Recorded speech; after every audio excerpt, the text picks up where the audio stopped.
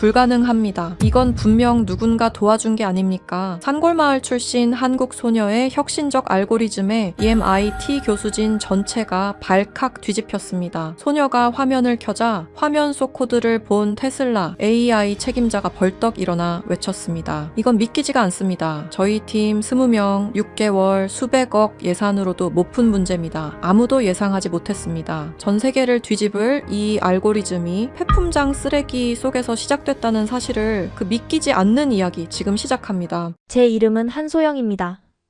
한국 전라남도 외딴 농촌 마을에서 태어나 자랐어요.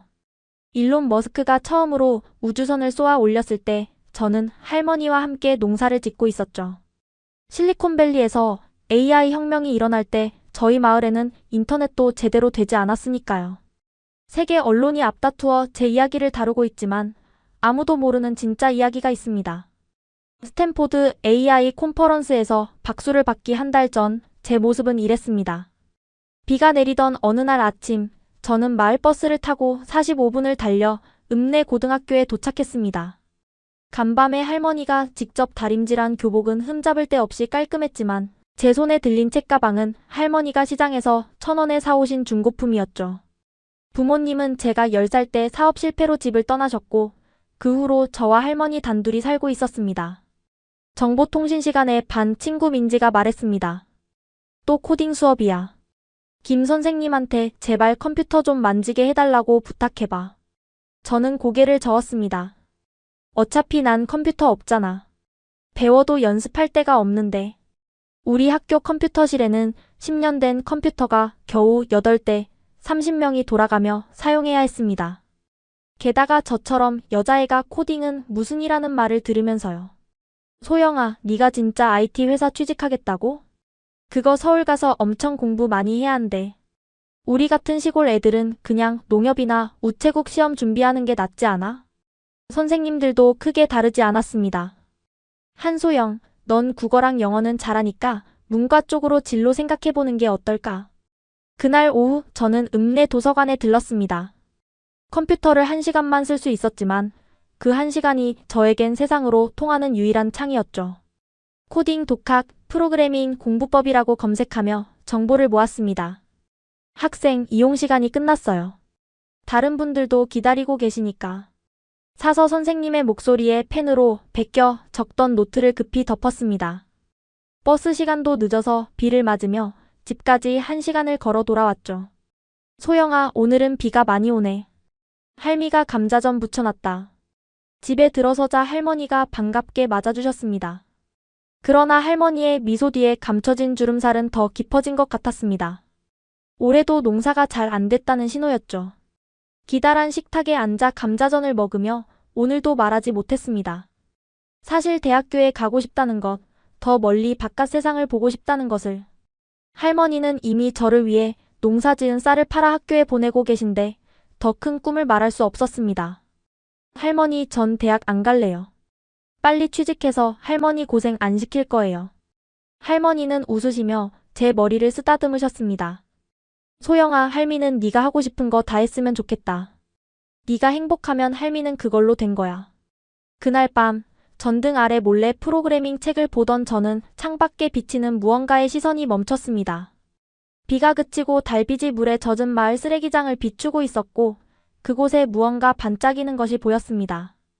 운명이 저를 부르고 있었습니다.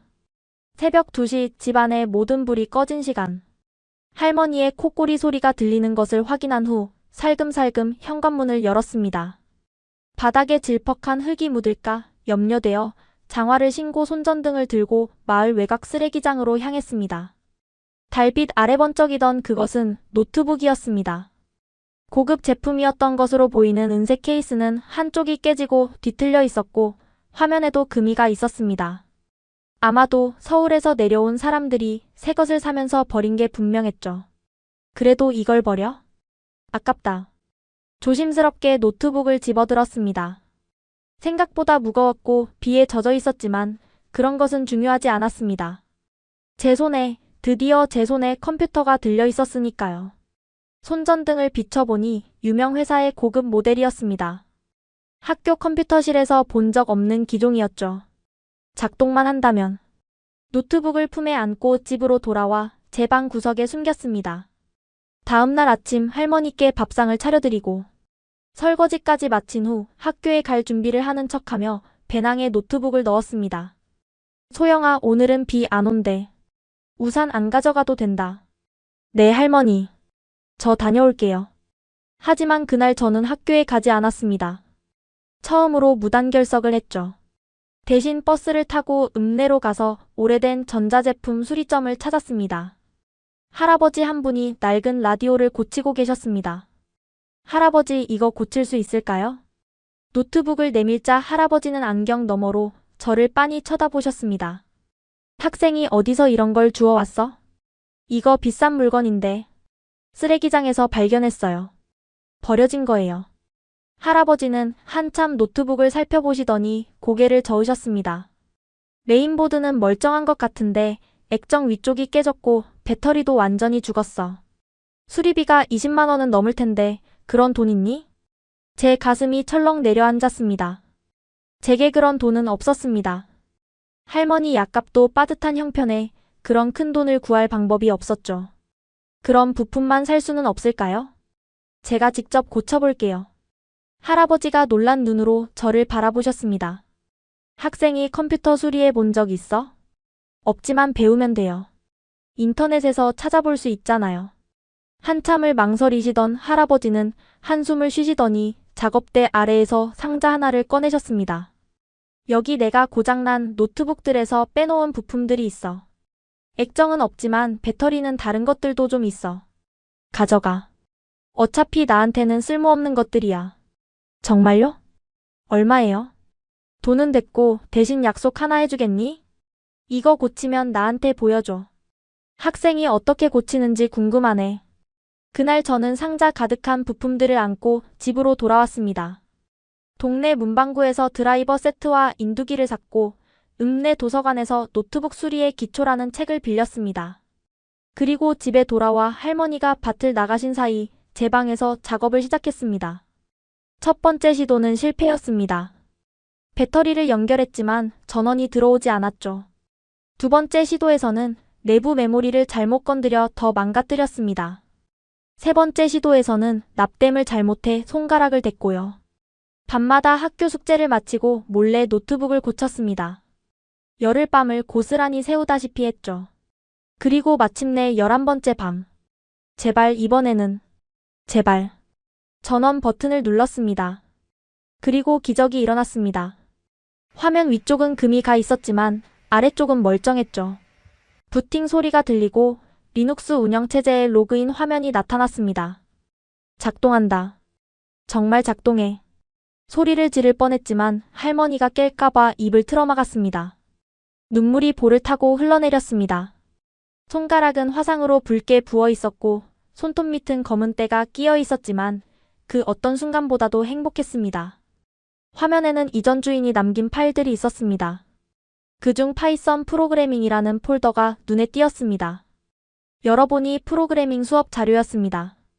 그리고 머신러닝 기초라는 또 다른 폴더도 있었죠. 그날 밤 비가 창문을 두드리는 소리를 배경 음악 삼아 저는 1시간, 2시간, 3시간 끝없이 코드의 세계에 빠져들었습니다. 아침이 밝아올 때까지 하나도 자지 않았지만 전혀 피곤하지 않았습니다. 첫 프로그램을 실행했을 때 그 설렘을 제가 어떻게 표현할 수 있을까요? 그것은 마치 암흑 속에서 별을 발견한 것 같았습니다. 작은 불빛이었지만 그 빛은 제 앞으로의 여정을 밝혀줄 등대가 되었습니다. 다음 날 약속대로 수리점 할아버지께 노트북을 보여드렸습니다. 이걸 네가 고쳤다고? 대단하구나. 할아버지의 놀란 눈빛을 잊을 수 없습니다. 그리고 더 놀라운 제안을 해주셨죠. 우리 가게 컴퓨터가 자꾸 먹통이 되는데 한번 봐줄래? 시간당 10,000원 줄게. 그렇게 저는 첫 아르바이트를 시작했습니다. 주말마다 할아버지 가게에서 일하며 컴퓨터를 수리하고 그 돈으로 노트북 부품을 사서 제 것을 더 업그레이드했죠. 금이 간 화면은 테이프로 붙이고 조금씩 더 나은 부품으로 교체해 나갔습니다.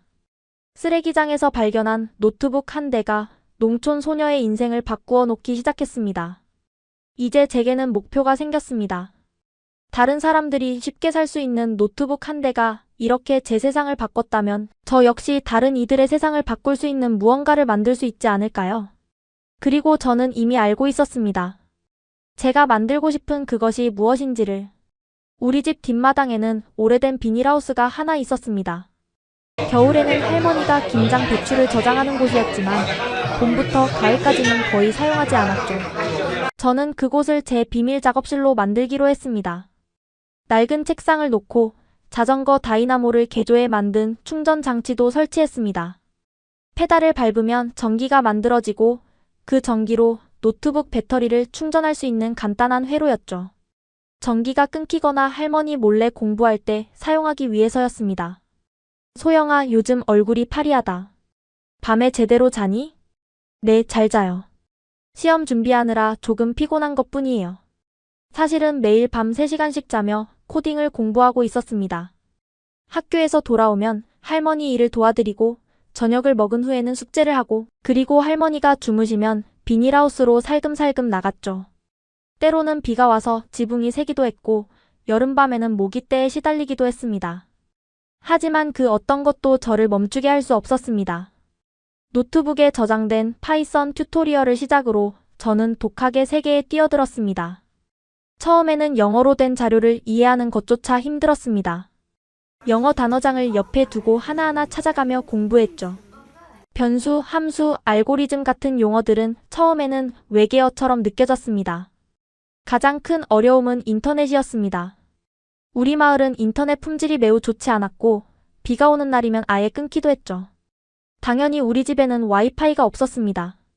그래서 주말마다 자전거를 타고 30분을 달려 읍내 PC방에 갔습니다. 2시간에 2,000원, 제 용돈의 거의 전부였지만 그 시간 동안 최대한 많은 자료를 다운로드했습니다. 얘야, 매주 오는 것 같은데 뭘 그렇게 열심히 해? PC방 아저씨의 질문에 저는 살짝 웃기만 했습니다. 제가 무슨 일을 하고 있는지 설명해도 이해하실 것 같지 않았거든요. 돌아오는 길에는 자전거 바구니에 노트북을 조심스럽게 싣고 때로는 비를 맞으며 집으로 돌아왔습니다. 한 번은 갑자기 내린 폭우에 노트북이 젖을 뻔했지만 제 교복 재킷으로 감싸 겨우 지켰습니다. 그날 저는 흠뻑 젖은 채로 돌아와 감기에 걸렸고 할머니께 꾸중을 들었죠. 소영아, 무슨 일 있는 거니? 요즘 너무 무리하는 것 같아. 괜찮아요, 할머니. 그냥 고3이라 바쁜 거예요. 거짓말이 점점 늘어갔습니다. 하지만 그때는 제가 하는 일을 누구에게도 설명할 수 없었습니다. 농사꾼 할머니와 사는 시골 소녀가 프로그래밍을 독학한다니 들으면 모두 웃을 테니까요.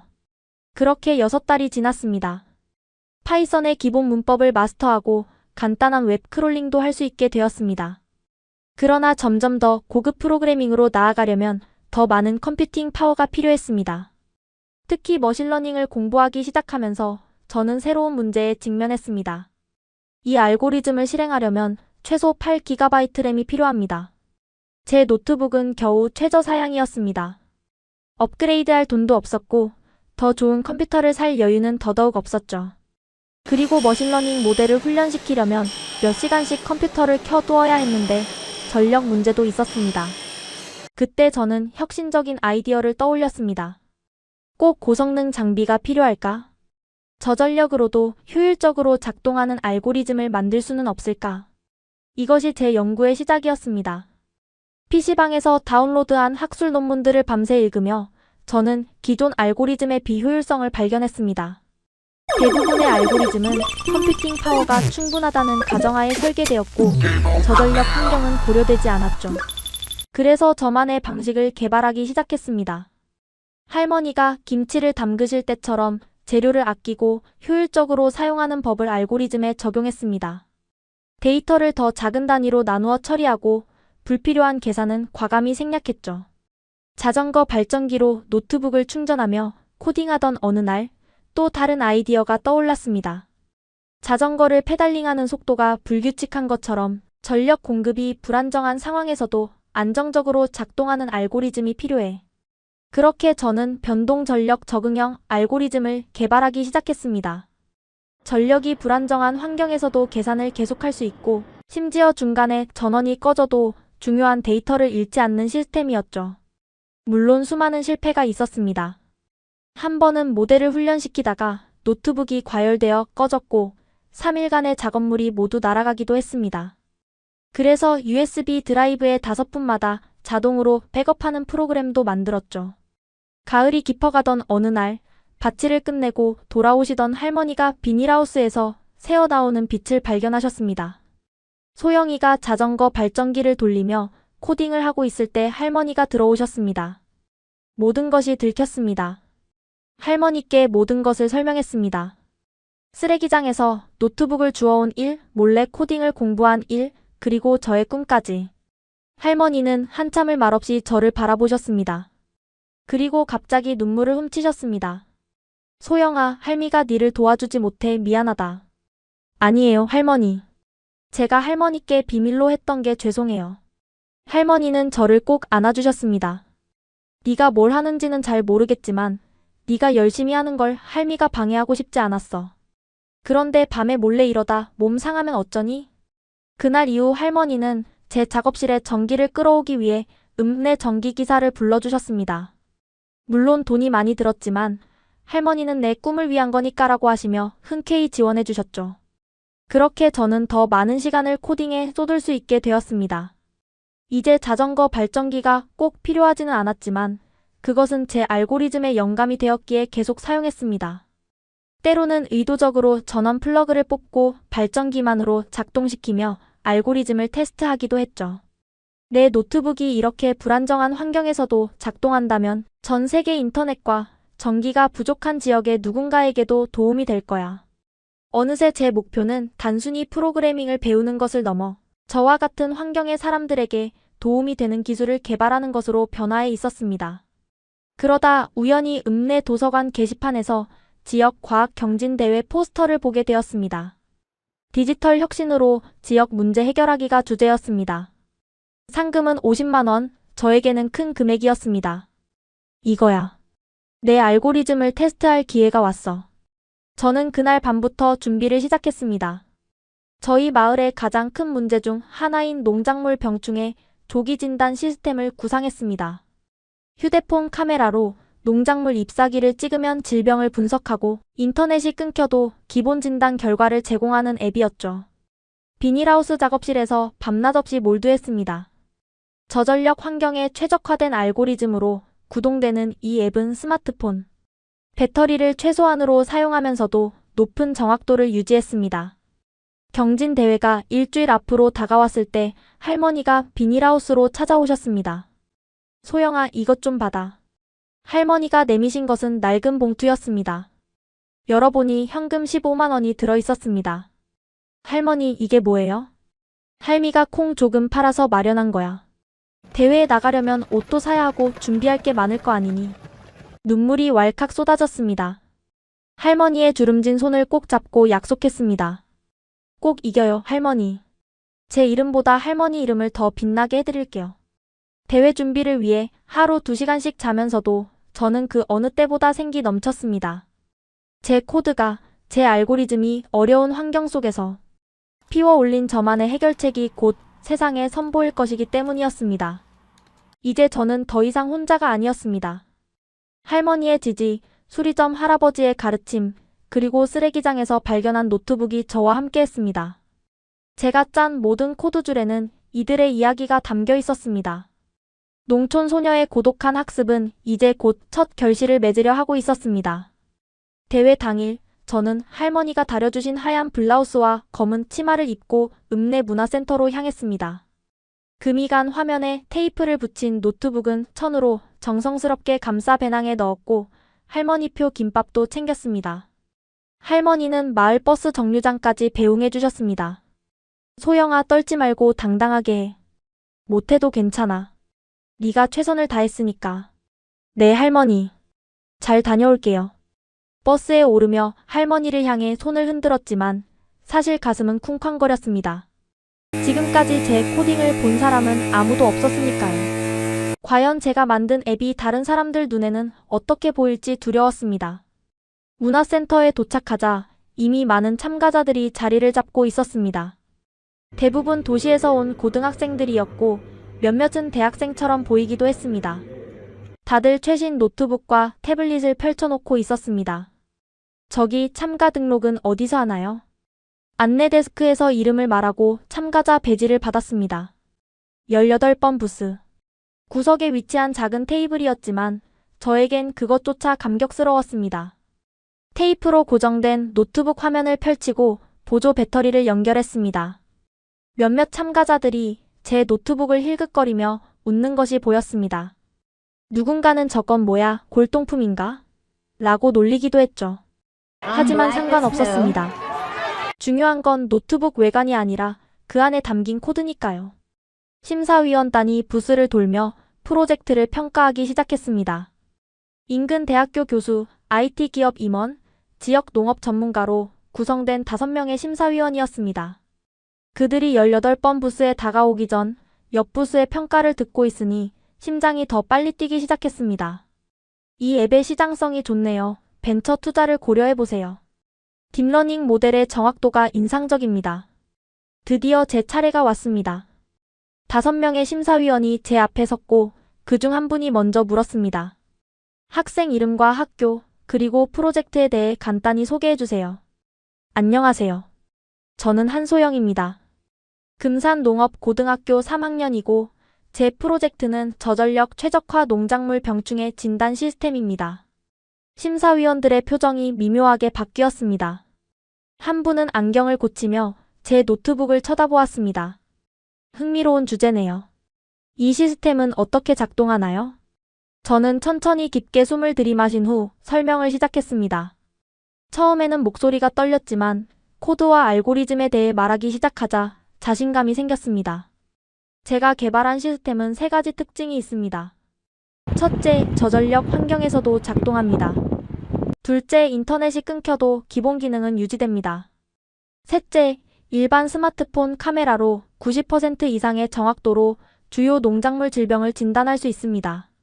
시연을 위해 준비해간 상추 잎사귀를 카메라로 비추자 앱이 즉시 분석을 시작했습니다. 3초 만에 결과가 나왔습니다.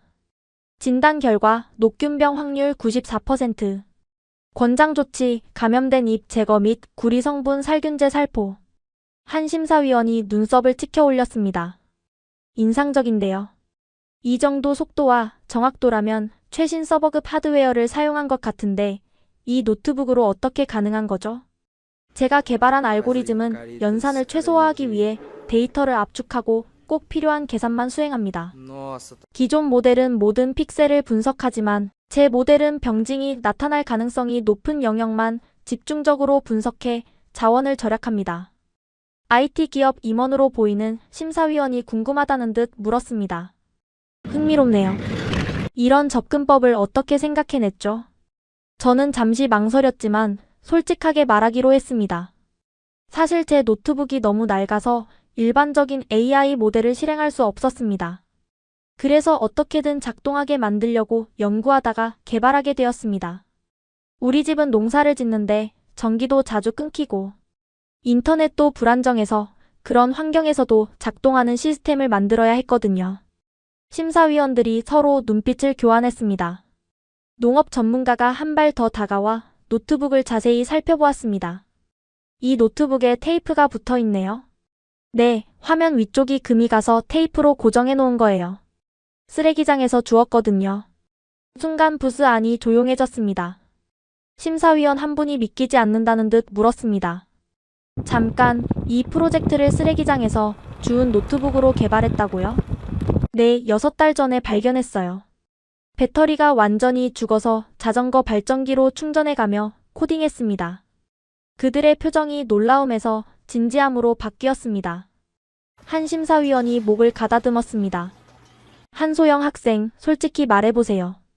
이 코드를 정말 혼자 작성한 건가요? 혹시 다른 사람의 도움을 받았거나 기존 프로젝트를 수정한 건 아닌가요? 심장이 내려앉는 기분이었습니다. 제 진심이 의심받는 순간이었습니다. 아닙니다. 모두 제가 직접 작성했습니다. 도서관에서 책을 빌려 독학했고 인터넷에서 찾은 자료로 공부했습니다. IT 기업 임원이 고개를 끄덕였습니다. 그렇다면 이 코드를 설명해 주시겠어요? 특히 이 부분, 메모리 최적화 알고리즘이 어떻게 작동하는지 설명해 주세요. 제 앞에 노트북을 돌려놓았습니다. 화면에는 제가 며칠 밤을 새워 작성한 코드가 떠 있었습니다. 심호흡을 하고 설명을 시작했습니다. 이 부분은 이미지를 분석할 때 사용하는 알고리즘입니다. 일반적인 모델은 모든 데이터를 메모리에 올리지만 제 모델은 데이터를 작은 조각으로 나누어 순차적으로 처리합니다. 마치 할머니가 김치를 담글 때 큰 통에 한꺼번에 담그지 않고 작은 그릇에 나눠서 양념을 고루 버리는 것과 비슷합니다. 특히 농업 전문가의 눈이 반짝였습니다. 그는 구체적인 질문을 이어갔습니다. 그런데 이 앱이 인터넷 없이도 작동한다고 했는데 데이터베이스는 얼마나 큰가요? 모든 농작물 질병을 포함하나요? 아니요. 현재는 우리 지역에서 흔히 재배하는 10종 작물의 주요 질병 30가지만 진단할 수 있습니다. 하지만 인터넷이 연결되면 클라우드 데이터베이스에 접속해 더 많은 질병을 진단할 수 있고 새로운 데이터로 모델을 업데이트할 수도 있습니다. 심사위원들은 30분 넘게 질문을 이어갔습니다. 처음에는 의심스러워하던 그들의 표정이 점점 진지해졌고 마지막에는 존중의 눈빛까지 보였습니다. 매우 인상적인 프로젝트군요. 한소영 학생. 특히 제한된 자원으로 이런 성과를 낸 것이 놀랍습니다. 심사가 끝나고 심사위원들이 떠난 후 긴장이 풀려 의자에 털썩 주저앉았습니다. 주변 부스의 참가자들이 호기심 어린 눈으로 저를 바라보기 시작했습니다. 너 대단하다. 심사위원들이 내 부스에 30분이나 있었어. 보통 5분도 안 되는데. 옆 부스의 남학생이 말을 걸어왔습니다. 서울과학고등학교 학생이라고 했습니다. 고마워. 너희 프로젝트도 정말 멋지던데. 내 노트북 정말 쓰레기장에서 주웠어? 응, 반은 고장났지만 그래도 잘 써. 그는 놀란 눈으로 저를 바라봤습니다. 와, 나 같으면 상상도 못했을 거야. 노트북 고장나면 그냥 새로 사거든. 점심시간 몇몇 참가자들이 제 주변으로 모여들었습니다. 처음에는 노트북에 대해 물었지만 곧 제 알고리즘과 코드에 대한 질문이 이어졌습니다. 그들 중 대부분은 코딩 학원을 다니거나 대학 교수의 지도를 받은 학생들이었습니다. 어떻게 독학으로 이런 알고리즘을 만들 수 있었어? 너 정말 천재 아니야? 저는 부끄러움에 고개를 저었습니다. 천재가 아니야. 그냥 필요해서 만든 거야. 비싼 장비가 없으니까 어떻게든 해결책을 찾아야 했거든. 오후 3시 드디어 시상식이 시작되었습니다. 참가자 모두가 강당에 모였고 저는 맨 뒷자리에 앉았습니다. 솔직히 상은 기대하지 않았습니다. 이미 많은 사람들과 대화하고 제 프로젝트를 인정받은 것만으로도 충분히 행복했으니까요.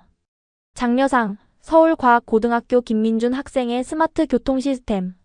청중의 박수 속에 서울과학고 학생이 무대로 올라갔습니다. 그리고 다음 수상자가 발표되었습니다. 우수상 대전 외국어 고등학교 이지원 학생의 AR 외국어 학습 시스템.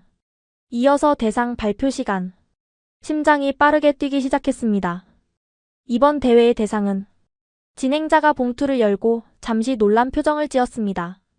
금산농업고등학교 한소영 학생의 저전력 최적화 농작물 병충해 진단 시스템입니다. 순간 귀가 멍해졌습니다.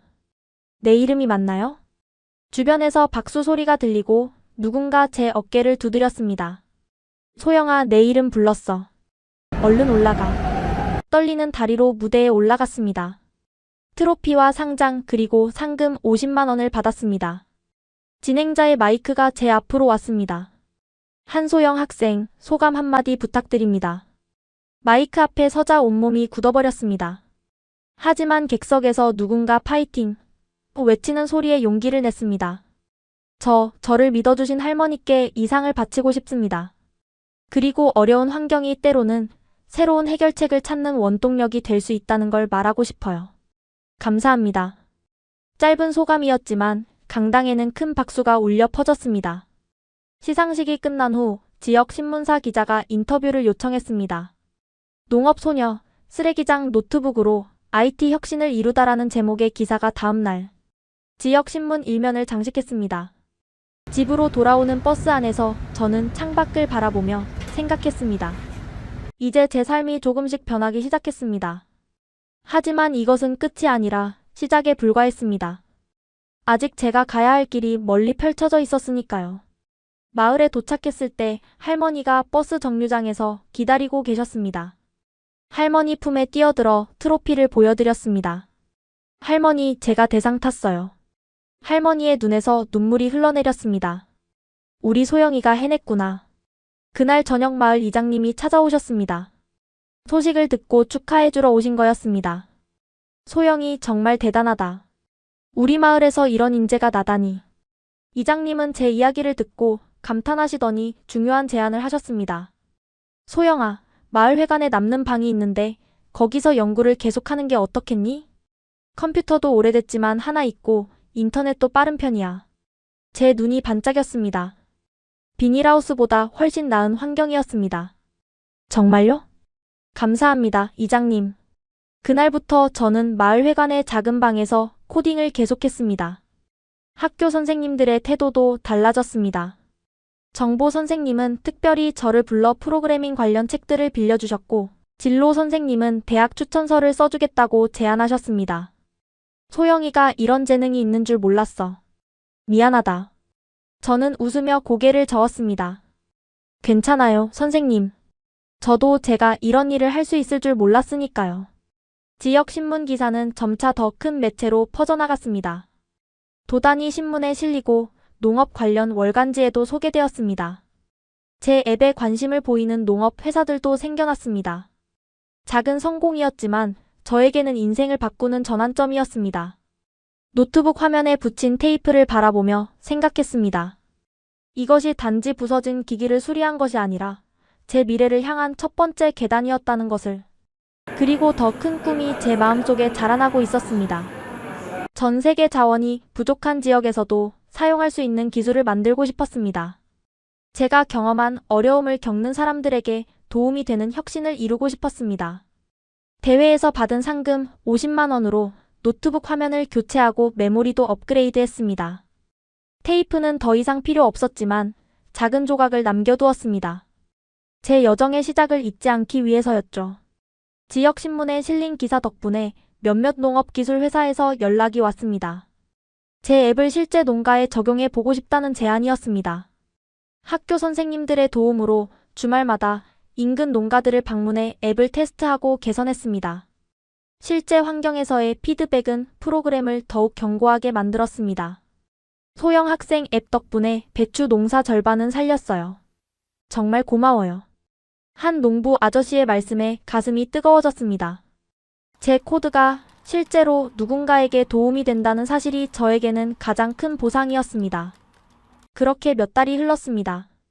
고3 수험생이었지만 대학 진학보다 제 앱을 개발하는 데 더 많은 시간을 쏟았습니다. 선생님들은 걱정하셨지만 저는 제 길을 가기로 마음먹었습니다. 어느 날 밤 농업기술 포럼에 가입해 제 프로젝트에 대한 글을 올렸습니다. 그저 다른 개발자들의 조언을 구하고 싶었을 뿐이었는데 다음 날 아침 일어나 보니 글이 폭발적인 반응을 얻고 있었습니다. 이건 단순한 앱이 아니라 개발도상국 농업을 변화시킬 수 있는 혁신입니다. 저전력 환경에 최적화된 이 접근법은 AI의 민주화에 큰 기여를 할 수 있습니다. 특히 한 댓글이 제 눈길을 사로잡았습니다. 스탠포드 글로벌 AI 챌린지에 꼭 지원해보세요. 당신의 프로젝트는 정확히 그들이 찾는 종류의 혁신입니다. 스탠포드 글로벌 AI 챌린지. 세계적인 대학교에서 주최하는 국제 경진 대회라니 감히 꿈꿀 수 없는 무대였습니다. 호기심에 검색해보니 매년 전 세계에서 수천 명이 지원하는 대형 대회였습니다. 올해의 주제는 지속 가능한 미래를 위한 AI 솔루션이었습니다. 심장이 빠르게 뛰기 시작했습니다. 제 프로젝트가 딱 맞는 주제였습니다. 하지만 곧 현실적인 문제들이 떠올랐습니다. 첫째, 참가비가 $300, 약 40만 원이었습니다. 둘째, 모든 제출 서류와 발표는 영어로 해야 했습니다. 셋째, 본선 진출 시 미국 샌프란시스코까지 직접 가야 했습니다. 불가능해. 좌절감에 컴퓨터를 끄려는 순간 할머니의 말씀이 떠올랐습니다. 소영아, 니는 불가능한 것을 가능하게 만드는 아이야. 그렇습니다. 불가능해 보이는 상황은 이번이 처음이 아니었습니다. 다시 컴퓨터 앞에 앉아 대회 지원서를 찬찬히 읽기 시작했습니다. 참가비는 대회 측에 이메일을 보내 면제를 요청해 볼 수 있었습니다. 영어는 글쎄요, 제가 가장 많이 사용하는 프로그래밍. 라이브러리의 문서는 모두 영어였으니까 도전해 볼 만했습니다. 그리고 본선 진출 문제는 나중에 걱정하기로 했습니다. 바로 지원서 작성에 착수했습니다. 영어 실력이 부족했기에 번역 프로그램의 도움을 받았지만 기술적인 용어는 직접 찾아가며 정확하게 작성했습니다. 프로젝트 설명, 코드 샘플, 그리고 앱 시연 영상까지 준비하는데 일주일이 걸렸습니다. 영상 촬영 중에는 휴대폰을 거치대에 고정하고 셀프 촬영을 했습니다. 밤중에 할머니가 깨실까 걱정되어 이불로 작은 부스를 만들고 그 안에서 속삭이듯 영어로 설명했죠. 수십 번의 실패 끝에 겨우 만족스러운 영상을 완성했습니다. 지원서를 제출하고 나서는 다시 현실로 돌아왔습니다. 솔직히 합격 가능성은 매우 낮다고 생각했습니다. 세계 최고의 대학들에서 온 학생들, 대형 기업의 연구원들과 경쟁해야 했으니까요. 일주일 후 대회 측으로부터 이메일이 왔습니다. 한소영님의 참가비 면제 요청이 승인되었습니다. 또한 귀하의 프로젝트 저전력 최적화 농작물 병충해 진단 시스템이 첫 심사를 통과했음을 알려드립니다. 믿을 수 없었습니다. 수천 명의 지원자 중에서 1차 심사를 통과했다니요. 마을회관에서 소리를 지르다가 옆방 이장님을 깨울까봐 입을 막았습니다. 다음 단계는 화상 인터뷰였습니다. 주어진 시간은 15분, 심사위원들에게 프로젝트를 설명하고 질문에 답해야 했습니다. 영어로요. 인터뷰 준비를 위해 온 신경을 집중했습니다. 매일 밤 거울 앞에서 영어 발표를 연습했고 읍내 영어학원에 찾아가 원장 선생님께 도움을 청했습니다. 선생님은 제 사연을 듣고 무료로 발음 교정을 도와주셨습니다. 네의 발음이 완벽하지 않아도 괜찮아. 네의 아이디어와 열정이 더 중요해. 인터뷰 당일 마을회관에 일찍 도착해 인터넷 연결을 확인하고 또 확인했습니다. 화상회의 링크가 활성화되자 심호흡을 하고 접속했습니다. 화면에는 3명의 심사위원이 있었습니다. 스탠포드 교수, 구글 AI 연구원, 그리고 환경단체 대표였습니다. 안녕하세요, 한소영입니다. 만나서 반갑습니다. 떨리는 목소리로 한국어로 먼저 인사를 건네고 이어서 영어로도 같은 인사를 전했습니다. 안녕하세요, 한소영 씨, 귀하의 프로젝트에 대해 매우 흥미롭게 읽었습니다. 먼저 설명해 주시겠어요? 준비한 발표를 시작했습니다. 처음에는 말이 꼬이고 더듬었지만 제 앱과 알고리즘에 대해 이야기하기 시작하자 자신감이 생겼습니다. 코드와 수학은 국제 언어니까요. 저희 알고리즘은 일반적인 딥러닝 모델보다 95% 적은 에너지를 사용하면서도 90%의 정확도를 유지합니다. 심사위원들이 놀란 표정을 지었습니다. 구글 연구원이 질문했습니다. 매우 인상적인데요. 이런 접근법을 어떻게 생각해냈나요? 저는 솔직하게 대답했습니다. 필요했기 때문입니다. 전 농촌에 살고 있고 전기가 불안정하며 오래된 노트북으로 코딩합니다. 이런 상황에서도 작동하는 프로그램을 만들어야 했습니다. 환경단체 대표가 미소를 지으며 말했습니다. 한소영 씨, 개발도상국의 많은 농부들이 비슷한 상황에 있습니다. 당신의 솔루션은 그들에게 큰 도움이 될 수 있습니다. 인터뷰는 예상보다 훨씬 부드럽게 진행되었습니다. 마지막에 스탠포드 교수가 물었습니다. 만약 본선에 진출한다면 샌프란시스코에 올 수 있나요? 가슴이 철렁 내려앉았습니다. 미국 여행은 비행기 티켓만으로도 100만 원이 넘었고 숙박비까지 고려하면 상상조차 할 수 없는 금액이었습니다. 솔직히 말씀드리자면 재정적으로 쉽지 않을 것 같습니다. 하지만 어떻게든 방법을 찾겠습니다. 교수가 고개를 끄덕였습니다. 알겠습니다. 감사합니다. 화상 인터뷰가 끝나고 이틀 후 또 다른 이메일이 도착했습니다. 한소영님 축하합니다. 귀하는 스탠포드 글로벌 AI 챌린지 본선 진출자로 선정되었습니다. 본선은 한 달 후 샌프란시스코에서 개최됩니다. 대회 측에서 귀하의 여행 및 숙박 비용을 지원하기로 결정했음을 알려드립니다. 읽고 또 읽어도 믿기지 않았습니다. 제가 정말 세계적인 대회 본선에 진출했다고요? 게다가 여행 경비까지 지원해준다니. 그날 저녁 떨리는 마음으로 할머니께 이 소식을 전했습니다. 할머니, 제가 미국에 가게 됐어요. 할머니의 표정이 복잡해졌습니다. 기쁨과 걱정이 뒤섞인 표정이었죠. 미국?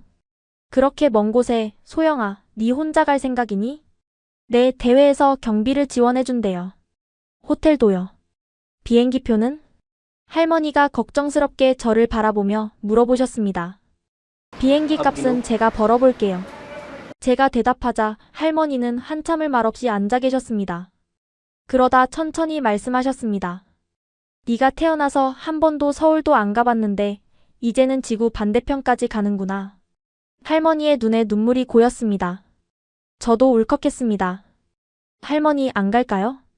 할머니가 단호하게 고개를 저으셨습니다. 아니다, 가야지. 이런 기회가 또 언제 오겠니? 네의 꿈을 향해 가거라. 할머니는 방으로 들어가셨다가 낡은 나무 상자를 들고 나오셨습니다. 이건 내가 네 대학 등록금으로 모아둔 거야. 하지만 지금이 더 중요할 것 같구나. 상자 안에는 통장이 있었습니다. 잔액은 300만 원. 제 손이 떨렸습니다. 할머니, 이걸 제가 어떡해요? 통장을 내려놓고 할머니는 한숨을 깊게 내쉬셨습니다. 사실 이것만으로는 부족할 거야. 미국은 정말 멀고 비행기표도 비싸다고 하더구나. 다음 날 아침 할머니는 평소보다 일찍 나가셨습니다. 저녁이 되어서야 돌아오신 할머니는 지친 표정이었지만 어딘가 홀가분해 보이셨습니다. 소영아, 나 오늘 면사무소에 다녀왔다. 우리 집 뒤에 있는 논, 작은 거 말이야. 그거 팔았어. 순간 숨이 멎는 것 같았습니다. 할머니, 그게 무슨 말씀이세요? 그 논은 할아버지가 남겨주신. 그래, 내 할아버지가 평생 일해서 번 땅이지. 하지만 할아버지도 네가 이렇게 크게 성장하는 걸 보면 기뻐하실 거야. 이 돈으로 비행기표 사고 미국에서 필요한 것들 사렴. 할머니가 내미신 봉투에는 현금 500만 원이 들어있었습니다. 눈물이 볼을 타고 흘러내렸습니다. 할머니, 어떻게 갚아야 할지. 할머니는 제 머리를 쓰다듬으셨습니다. 돈으로 갚으려 하지 마. 내가 꿈을 이루는 모습을 보여주는 것이 할미에겐 가장 큰 선물이야. 그리고 내가 성공하면 다른 시골 아이들도 도와주렴. 그게 진짜 갚는 거야. 그날부터 본격적인 준비가 시작되었습니다. 여권이 없어서 급히 신청했고 비자 발급을 위해 영사관에 갔습니다. 읍내 영어 학원 원장님이 면접 준비를 도와주셨고 기술 내용 발표는 매일 밤 연습했습니다. 농업고등학교 교장 선생님은 제 사연을 듣고 특별 휴가를 허락해 주셨습니다. 한소영, 니는 이미 우리 학교의 자랑이야. 부담 갖지 말고 경험 자체를 즐기길 바란다. 대회 일정이 다가올수록 불안함과 설렘이 교차했습니다. 비행기를 타본 적이 없었고 영어로 의사소통하는 것도 두려웠습니다. 혼자 미국 입국 심사를 통과할 수 있을지, 호텔 체크인은 어떻게 하는지 등 작은 것들까지 걱정됐습니다. 하지만 모든 걱정을 뛰어넘는 결심이 있었습니다. 이번 기회를 통해 제 기술을 세계에 알리고 제가 해결하고자 하는 문제의 중요성을 공유하고 싶었습니다. 출발 전날 밤 할머니와 마당에 앉아 별을 보았습니다. 할머니, 무서워요. 당연히 무섭지. 내가 한 번도 가보지 않은 곳이니까. 하지만 소영아, 네가 지금까지 해온 것들은 더 무서운 도전이었어. 쓰레기장에서 주운 노트북으로 이런 성과를 이룬 니라면 이번에도 잘 해낼 거야. 할머니의 말씀에 용기를 얻었습니다. 다음 날 아침 온 마을 사람들이 나와 배웅해 주셨습니다. 이장님이 준비한 마을 봉고차로 인천공항까지 데려다 주셨습니다. 차 안에서 할머니는 제 손을 꼭 잡고 계셨습니다. 공항에 도착해 체크인을 하고 출국장으로 향하는 순간이 왔습니다. 소영아, 건강이 제일 중요해. 밥 잘 챙겨 먹고 낯선 사람 따라가지 말고. 할머니를 꼭 안아드렸습니다. 할머니, 걱정 마세요. 꼭 좋은 소식 가지고 돌아올게요. 마지막으로 고개를 돌려 손을 흔들고 출국장으로 들어섰습니다. 이제 저는 농촌 소녀의 울타리를 벗어나 세계를 향한 첫걸음을 내딛고 있었습니다. 비행기 창가에 앉아 구름 위로 솟아오르는 태양을 바라보며 생각했습니다. 지금까지의 모든 어려움이 이 순간을 위한 준비였을지도 모른다. 노트북을 열고 발표 자료를 마지막으로 점검했습니다. 화면 구석에 여전히 남아있는 작은 테이프 조각이 눈에 들어왔습니다. 그것을 손가락으로 살짝 만지며 미소 지었습니다. 제 인생에서 가장 큰 도전이 기다리고 있었습니다. 하지만 이제 저는 두렵지 않았습니다. 왜냐하면 이미 불가능을 가능으로 바꾸는 법을 알고 있었으니까요. 12시간의 비행 끝에 샌프란시스코 국제공항에 도착했습니다. 비행기 창문으로 보이는 광활한 도시 풍경은 제가 알던 세계와는 전혀 달랐습니다. 높은 빌딩들, 끝없이 이어진 고속도로, 그리고 수많은 비행기들. 이게 정말 현실일까요? 손에 꼭 여권과 입국 서류를 확인하며 심호흡을 했습니다. 대회 측에서 보내준 안내 이메일을 다시 읽어보며 다음 단계를 머릿속에 정리했습니다. 입국 심사를 통과하고 수화물을 찾고 그 다음 미팅 포인트로 가면 대회 스태프가 나를 맞이할 것이라고 했습니다. 입국 심사대 앞에 서자 손바닥에 땀이 배었습니다. 저보다 앞서 있던 여행객들은 모두 능숙하게 영어로 대화하며 빠르게 통과하고 있었습니다. 다음 분. 심장이 목구멍까지 올라왔습니다. 입국 심사관 앞에 선 저는 떨리는 손으로 여권과 서류를 내밀었습니다. 방문 목적을 묻는 심사관에게 스탠포드 글로벌 AI 챌린지에 참가한다고 더듬거리며 영어로 대답했습니다. 심사관은 제 서류를 자세히 살펴보더니 고개를 들었습니다. 그의 표정이 갑자기 부드러워졌습니다. 아, 당신이 그 농작물 앱을 만든 한국 학생이군요. 뉴스에서 봤어요. 미국에 오신 것을 환영합니다. 제 이야기가 이곳까지 알려졌다는 사실에 놀랐습니다. 입국 도장을 찍어주는 그의 미소에 가슴이 따뜻해졌습니다. 수화물을 찾아 출구로 나오자 한소영이라고 적힌 팻말을 든 젊은 여성이 보였습니다. 대회 측에서 보낸 스태프였습니다. 안녕하세요, 소영씨. 저는 스탠포드에서 온 에밀리예요. 비행은 어땠나요? 저도 영어로 길었지만 괜찮았다고 대답했습니다. 에밀리는 친절하게 웃으며 제 캐리어를 받아들었습니다. 공항을 빠져나와 차에 오르니 창밖으로 펼쳐지는 샌프란시스코의 풍경이 마치 영화 속 장면 같았습니다. 트램을 타고 오르내리는 사람들, 언덕 위에 화려한 집들. 차 안에서 에밀리는 미국이 처음이냐고 물었고 저는 한국 밖으로 나온 것도 처음이라고 대답했습니다. 그녀는 놀란 표정으로 심사위원들이 쓰레기장에서 주운 노트북으로 그런 알고리즘을 개발했다는 사실을 믿기 어려워했다고 말했습니다. 30분 정도 달려 호텔에 도착했습니다. 그런데 호텔이라고 하기에는 너무 호화로웠습니다. 로비의 샹들리에부터 대리석 바닥, 정장을 차려입은 직원들까지 제가 살던 마을 전체보다 큰 것 같았습니다. 에밀리는 모든 결승 진출자들이 이곳에 묵는다고 했고 제 방은 22층이라고 했습니다. 22층이라니. 우리 마을에서 가장 높은 건물은 3층짜리 면사무소였습니다. 체크인을 마치고 객실에 들어서자 탄성이 절로 나왔습니다.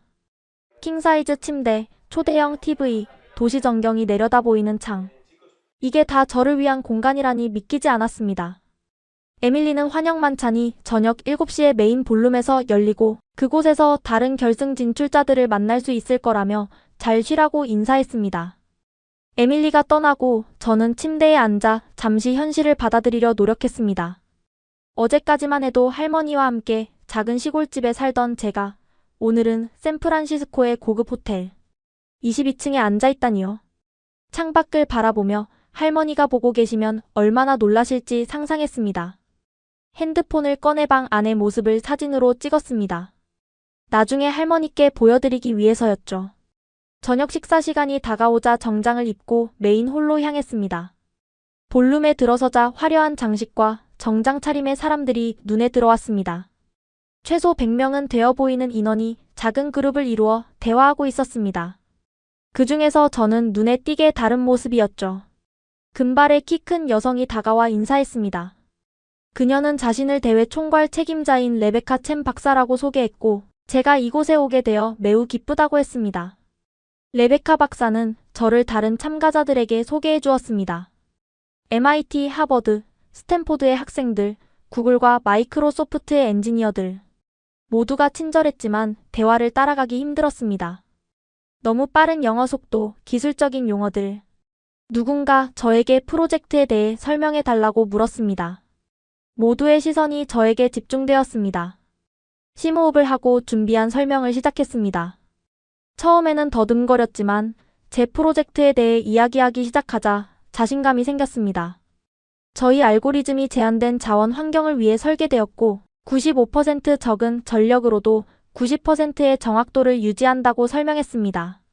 설명을 마치자 의외의 반응이 돌아왔습니다. 정말 탁월해요. 대부분의 AI 연구는 무제한 컴퓨팅 파워를 가정하는데 당신의 접근법은 완전히 다르네요. 농업 이외의 분야에도 적용 가능성을 생각해 보셨나요? 점차 긴장이 풀리기 시작했습니다. 저녁 식사 중 테이블 위에 놓인 수많은 포크와 나이프 중 어떤 것을 먼저 사용해야 할지 몰라 당황했습니다. 제 옆에 앉은 하버드 학생이 살짝 귓속말로 알려주었습니다. 바깥쪽부터 안쪽으로 사용하시면 돼요. 걱정 마세요. 저도 이런 것들 다 배워야 했으니까요. 그의 친절함에 감사했지만 동시에 제가 얼마나 이곳과 다른지 더욱 실감했습니다. 식사가 끝나고 호텔 방으로 돌아온 저는 침대에 누워 천장을 바라보았습니다. 내일부터 시작될 본격적인 대회를 생각하니 불안감이 밀려왔습니다. 내가 여기에 있을 자격이 있는 걸까? 자기의심이 몰려왔습니다. 그때 할머니가 뭐라고 하셨을지 떠올렸습니다. 소영아, 내가 어디 있든 니는 니야. 비싼 옷이나 비싼 컴퓨터가 아니라 내 머릿속에 있는 지혜가 중요한 거야. 맞습니다. 제가 여기 온 이유는 패션쇼나 장비 전시에 참가하기 위해서가 아닙니다. 제 알고리즘과 아이디어를 선보이기 위해 온 것이죠. 노트북을 펼치고 발표 자료를 다시 점검했습니다. 테이프 조각이 눈에 들어왔습니다. 이 노트북과 내 아이디어가 내 진짜 가치야. 비싼 장비는 중요하지 않아. 다음 날 아침, 대회장으로 향하는 셔틀버스 안에서 저는 새로운 결심을 했습니다. 더 이상 주눅 들지 않고 있는 그대로의 제 모습을 보여주기로 한 것입니다. 오히려 제 이야기가 이곳에서는 독특하고 가치 있을 수 있으니까요. 스탠포드 대학교 캠퍼스에 도착하자 웅장한 건물들과 넓은 잔디밭이 펼쳐졌습니다. 역사와 전통이 느껴지는 캠퍼스는 압도적이었습니다. 대회장인 대형 강당에 들어서자 최첨단 장비들이 설치되어 있었고 각 참가자를 위한 부스가 마련되어 있었습니다. 한소영 17번 부스입니다. 저를 위한 부스에는 최신형 컴퓨터와 대형 모니터, 태블릿까지 구비되어 있었습니다. 그러나 저는 제 낡은 노트북을 꺼내 연결했습니다. 왜 제공된 장비를 사용하지 않으세요? 옆 부스의 참가자가 의아한 표정으로 물었습니다. 이건 제가 알고리즘을 개발한 노트북이에요. 이 노트북은 저를 알고 저도 이 노트북을 알죠. 그는 웃으며 고개를 끄덕였습니다. 그거 멋있네요. 진정성 있어요. 개회식이 시작되고 대회 일정이 안내되었습니다. 오늘은 준비와 네트워킹, 내일 오전에 예선 발표, 오후에 결승 진출자 발표, 그리고 마지막 날 결승전이 진행된다고 했습니다. 점심시간 캠퍼스 식당에서 다른 참가자들과 대화를 나누게 되었습니다. 처음에는 어색했지만 점차 편안해졌습니다. 정말 놀라운 것은 많은 사람들이 제 이야기에 진심으로 관심을 보인다는 것이었습니다. 정말 쓰레기장에서 그 노트북을 발견한 거예요? 그리고 직접 고친 건가요? 네, 고장났었어요. 수리 방법을 찾아가며 직접 고쳤죠. 우리는 대부분 뭔가 고장나면 그냥 새 것을 사거든요. 한 참가자는 자신도 개발도상국 출신이라며 제 이야기에 깊이 공감한다고 말했습니다. 또 다른 참가자는 자신의 할머니도 농부였다며 제 앱에 큰 관심을 보였습니다. 제 할머니는 당신의 앱을 정말 좋아하셨을 거예요. 평생 식물 질병과 싸우셨거든요. 점차 깨달았습니다. 제가 다른 점은 약점이 아니라 강점이 될 수 있다는 것을. 오히려 제 배경과 경험이 이곳에서는 특별하고 가치 있는 것이었습니다. 오후에는 멘토링 세션이 있었습니다. 각 참가자에게 산업 전문가가 배정되어 발표를 점검하고 조언을 해주는 시간이었습니다. 저에게 배정된 멘토는 구글의 AI 연구 책임자였습니다. 당신의 알고리즘이 자원 최적화에 접근하는 방식이 매우 흥미롭습니다. 하지만 발표에서 자신을 너무 낮추고 있는 것 같네요. 자신의 이야기를 말하는 것을 두려워하지 마세요. 어떻게 이 아이디어를 생각해냈는지, 어떤 어려움을 겪었는지 그 맥락이 당신의 기술적 성취를 더욱 인상적으로 만듭니다. 멘토의 조언을 받아들여 발표 자료를 수정했습니다. 단순히 기술적인 내용뿐만 아니라 제 개인적인 여정도 중요한 부분으로 포함시켰습니다. 쓰레기장에서 노트북을 찾은 이야기, 자전거 발전기로 전력을 생산한 이야기, 한국 농촌의 현실적인 문제들. 저녁에는 대학 캠퍼스 투어가 있었습니다. 스탠포드의 역사와 전통, 그리고 혁신의 문화를 직접 경험할 수 있었습니다. 실리콘밸리의 많은 기업가들이 이곳에서 시작했다는 이야기를 들으며 저도 언젠가 이런 곳에서 공부하고 싶다는 꿈이 생겼습니다. 대회 당일 아침, 호텔 창문으로 들어오는 샌프란시스코의 아침 햇살이 저를 깨웠습니다.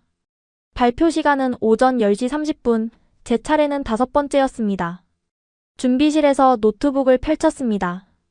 화면 구석에 테이프 조각이 눈에 들어왔고 그것을 보며 미소 지었습니다. 발표 시작 30분 전 핸드폰이 울렸습니다. 고향에서 온 국제 전화였습니다. 소영아 할미다. 잘 지내고 있니? 할머니의 목소리에 눈물이 왈칵 쏟아질 뻔했습니다. 할머니, 네, 잘 지내고 있어요. 근데 어떻게 국제 전화를? 이장님이 도와주셨어. 오늘 중요한 날이라고 해서. 할미는 내가 어디에 있든 항상 응원한다. 니는 우리 마을의 자랑이야. 고마워요, 할머니. 할머니 덕분에 여기까지 왔어요. 논을 팔아주셔서. 목이 메어 더 이상 말을 잇지 못했습니다. 괜찮다, 소영아. 그냥 네가 항상 해왔던 대로만 하렴. 내 머릿속에 있는 것들을 그대로 보여주면 돼. 통화를 마치고 얼굴을 씻은 후 마음을 다잡았습니다. 할머니의 말씀대로 그냥 제가 항상 해왔던 대로만 하면 되는 거였습니다. 드디어 제 차례였습니다. 다음은 한국에서 오신 한소영 학생의 저전력 최적화 농작물 병충해 진단 시스템 발표입니다. 제 이름이 호명되자 심장이 터질 것 같았습니다. 천천히 숨을 들이마시고 내쉬었습니다. 그리고 단상으로 올라갔습니다. 강당에는 약 300명이 앉아 있었습니다. 앞줄에는 심사위원들이, 그 뒤로는 다양한 관계자들이 자리했습니다. 안녕하세요. 제 이름은 한소영입니다. 한국의 작은 농촌 마을에서 왔습니다. 첫 문장부터 약간 더듬었지만 준비한 대로 계속 이어갔습니다. 멘토의 조언대로 제 개인적인 이야기도 포함시켰습니다. 이 프로젝트의 아이디어는 제 할머니가 농사 짓는 모습에서 시작되었습니다. 할머니는 식물 질병을 눈으로 식별하는데 어려움을 겪으셨고 저는 그걸 도울 방법을 찾고 싶었습니다. 다음 슬라이드에서는 제가 쓰레기장에서 노트북을 발견한 이야기, 그것을 수리하고 자전거 발전기로 충전했던 이야기를 공유했습니다. 저는 전력 공급이 불안정한 환경에서 노트북을 사용해야 했습니다. 그래서 저전력 상태에서도 효과적으로 작동하는 알고리즘을 개발해야 했죠. 기술적인 내용 설명으로 넘어갔습니다. 이 부분에서는 떨림없이 자신감 있게 말할 수 있었습니다. 이것은 제가 밤낮으로 연구한 분야였으니까요. 기존 딥러닝 모델은 모든 픽셀을 분석하지만 제 모델은 질병 징후가 나타날 가능성이 높은 영역만 집중적으로 분석합니다. 이를 통해 연산량을 95% 줄이면서도 90%의 정확도를 유지할 수 있습니다. 발표가 절정에 달했을 때 갑자기 제 노트북 화면이 깜빡이더니 꺼져버렸습니다. 순간 가슴이 철렁 내려앉았습니다. 청중들 사이에서 웅성거림이 들렸습니다. 죄송합니다, 제 노트북이. 그런데 그 순간 이상하게도 마음이 차분해졌습니다. 이런 상황은 이미 수없이 경험했으니까요. 농촌에서 전기가 나갔을 때, PC방에서 인터넷이 끊겼을 때 모두 제가 익숙하게 대처해온 일상이었습니다. 사실 이런 상황은 제가 설명하고 있는 바로 그 문제의 완벽한 예시입니다. 청중들이 웃음을 터뜨렸고 긴장감이 풀어졌습니다. 이런 불안정한 환경에서도 안정적으로 작동하는 시스템이 바로 제가 만들고자 하는 것이니까요. 재빨리 USB 드라이브를 꺼내 주최 측이 제공한 컴퓨터에 연결했습니다. 다행히 발표 자료에 백업을 저장해 두었던 것이죠. 이처럼 예기치 못한 상황에 대비하는 것도 제 알고리즘의 핵심 철학입니다. 발표를 이어갔고 마지막 슬라이드에는 제 앱이 실제 농가에서 활용된 사례와 앞으로의 발전 계획을 보여주었습니다. 이 기술은 단지 한국 농촌만이 아니라 전 세계 자원이 제한된 지역에서도 적용될 수 있습니다. 기술은 모두를 위한 것이어야 한다고 믿기 때문입니다. 발표를 마치자 잠시 정적이 흘렀습니다. 그리고 갑자기 큰 박수 소리가 터져나왔습니다. 심사위원 중 한 명이 자리에서 일어나 박수를 쳤고 이내 모든 사람들이 따라 일어났습니다. 질문 세션이 시작되었습니다. 당신의 알고리즘을 다른 산업 분야에도 적용할 계획이 있나요? 첫 번째 질문에 자신감 있게 대답했습니다. 네, 저전력 환경에서 작동하는 이 기술은 원격 의료, 재난지역 모니터링, 개발도상국의 교육 시스템 등 다양한 분야에 적용될 수 있습니다. 마지막 질문은 심사위원장인 스탠포드 교수가 던졌습니다. 한소영 씨, 당신이 이 알고리즘을 개발하면서 가장 어려웠던 점은 무엇이었나요? 잠시 생각한 후 진솔하게 대답했습니다. 기술적인 측면에서는 정확도를 유지하면서 자원 사용을 최소화하는 균형을 찾는 것이 가장 어려웠습니다. 하지만 개인적으로는 제 자신을 믿는 것이 가장 어려웠습니다. 농촌 소녀의 아이디어가 가치 있다고, 세상을 바꿀 수 있다고 믿는 것이요. 심사위원장이 고개를 끄덕였습니다. 오늘 당신은 그것이 충분히 가치 있다는 것을 증명했습니다. 오후 결승 진출자 발표가 있었습니다. 총 20명의 참가자 중 5명만이 다음날 있을 결승전에 진출할 수 있었습니다. MIT의 제임스 킴, 하버드의 소피아 로드리게즈, 스탠포드의 마이클 첸, 인도 공과 대학교의 아르준 샤르마. 숨을 죽이고 기다렸습니다. 그리고 한국에서 오신 한소영 학생.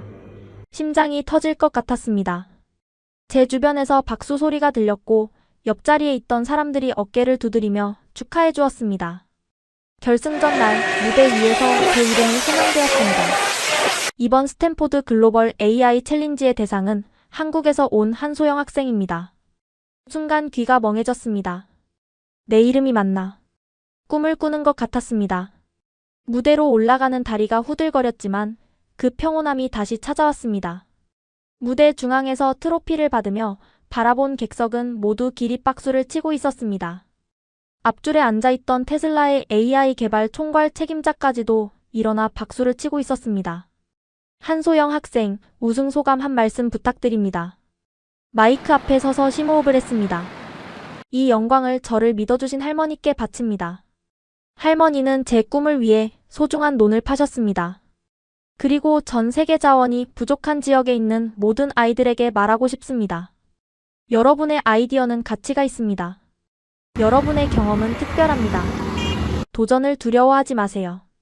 시상식이 끝나자마자 취재진이 물밀듯이 몰려왔습니다. CNN입니다. 쓰레기장에서 주운 노트북으로 실리콘밸리를 놀라게 한 느낌이 어떤가요? BBC입니다. 앞으로의 계획은 무엇인가요? 정신없이 질문에 답하는 동안 누군가 제 어깨를 두드렸습니다. 뒤돌아보니 테슬라의 AI 개발 총괄이었습니다. 당신의 알고리즘이 흥미롭군요. 내일 아침 9시에 저희 사무실로 와주세요. 함께 이야기하고 싶습니다. 그날 밤 호텔 방으로 돌아와 핸드폰을 확인했더니 수백 개의 메시지가 쌓여 있었습니다. 구글, 마이크로소프트, 페이스북에서 면접 제안이 왔고 MIT에서는 전액 장학금 입학 제안까지 받았습니다. 할머니, 제가 우승했어요. 할머니와의 통화에서 목이 메었습니다. 소영아, 내가 해냈구나. 텔레비전에서 보고 있단다. 우리 마을 사람들 모두 네 때문에 잠을 못 자고 있어. 다음 날 아침 테슬라 사무실에서 AI 개발 총괄 책임자를 만났습니다. 그는 제 알고리즘을 테슬라의 자율주행차와 우주 탐사, 로봇에 적용하고 싶다며 파격적인 인턴십 및 협업 제안을 했습니다. 구글에서는 개발도상국을 위한 특별 프로젝트에 참여해달라고 요청했습니다. 실리콘밸리의 유명 벤처 캐피털에서는 창업하면 지원하겠다는 제안까지 받았습니다. 일주일 만에 제 인생은 완전히 뒤바뀌어 있었습니다. 한국 대통령까지 축하 전화를 주셨고 유엔에서는 지속가능 개발 연설을 요청해왔습니다. 이 모든 관심과 제안 속에서 갑자기 혼란스러워졌습니다. 실리콘밸리의 화려한 제안들, MIT의 장학금, 창업기회. 어떤 길을 선택해야 할까요? 그날 밤 호텔 방 창문으로 샌프란시스코의 불빛을 바라보며 고민했습니다. 문득 머릿속에 고향 마을의 작은 학교, 컴퓨터 한 대 없는 교실, 그리고 제게 꿈을 가질 용기를 준 할머니가 떠올랐습니다. 모든 제안들은 매력적이었지만 제 마음속에는 더 큰 꿈이 있었습니다.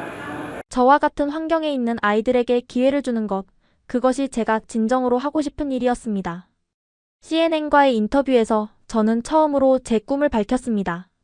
성공은 얼마나 높이 올라가느냐가 아니라 얼마나 많은 사람들을 함께 끌어올리느냐에 달려있다고 생각합니다.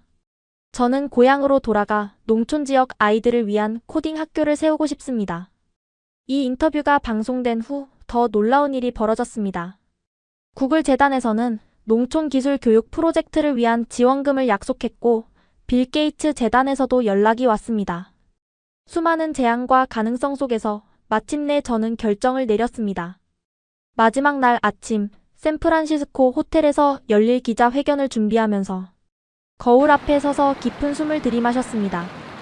어젯밤 전화에서 할머니가 해주신 말씀이 가슴에 울렸습니다. 소영아, 무슨 결정을 내리든 할미는 늘 응원한다. 프레스티지 호텔 컨퍼런스 룸으로 향하는 발걸음이 무거웠습니다. 세계 각국의 언론사 기자들이 이미 자리를 채우고 있었습니다. 단상에 올라 마이크 앞에 서자 가슴이 쿵쾅거렸습니다. 하지만 이제 저는 더 이상 무대 위에서 떨리는 농촌 소녀가 아니었습니다. 제 길을 스스로 선택할 준비가 된 한 사람이었습니다. 안녕하세요, 한소영입니다.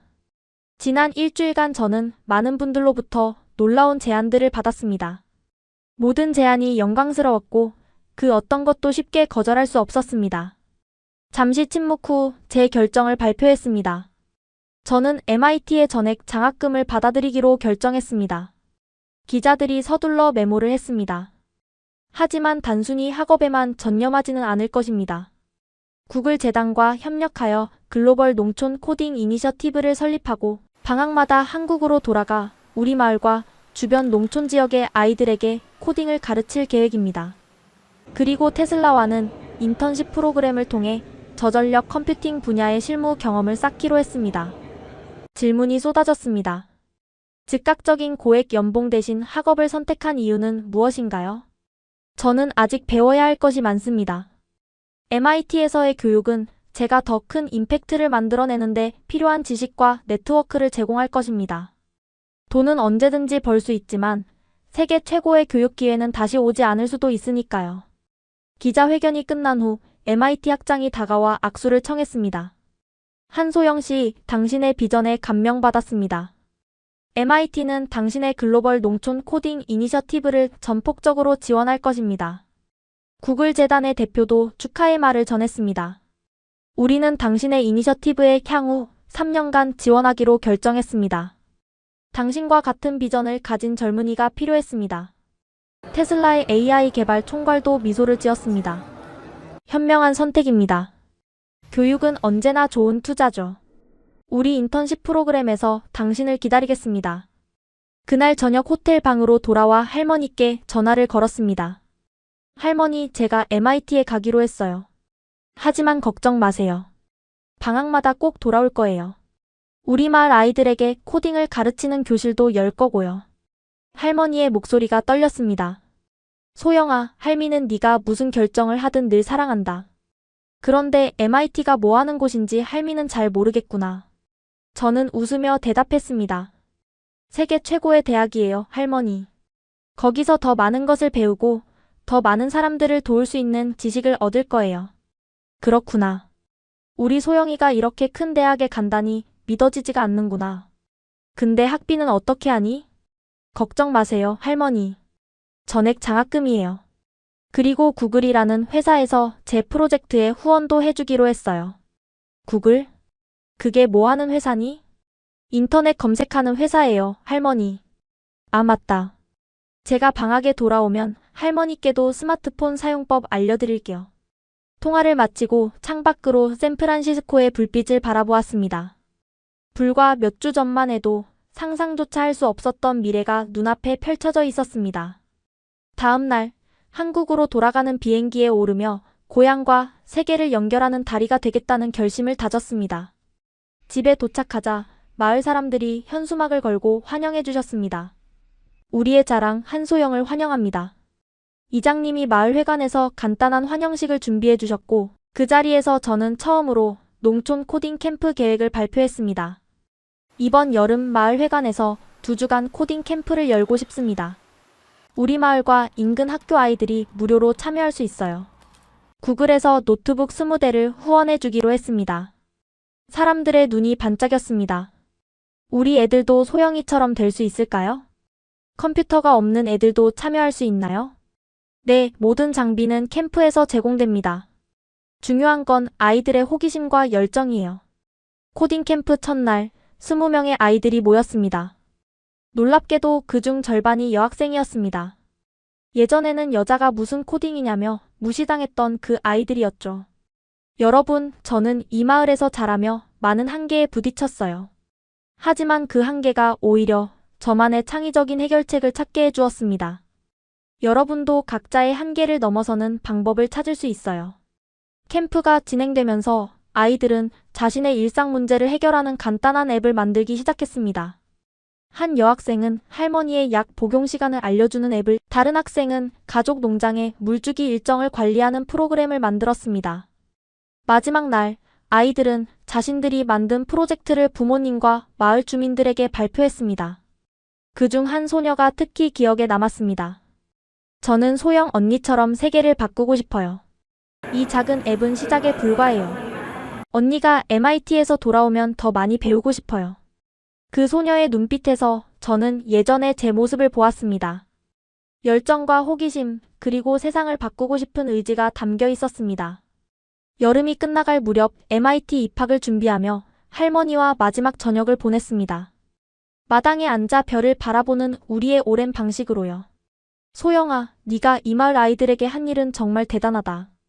할미가 늘 말했지. 성공한 사람은 혼자 올라가는 사람이 아니라 다른 사람들도 함께 끌어올리는 사람이라고.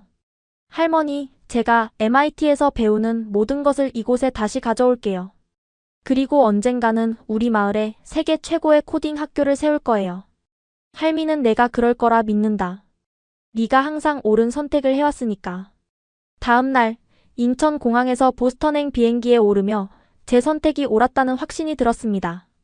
세계 최고의 교육을 받으면서도 고향과의 연결을 잃지 않는 것, 개인적 성취와 사회적 기여 사이의 균형을 찾는 것.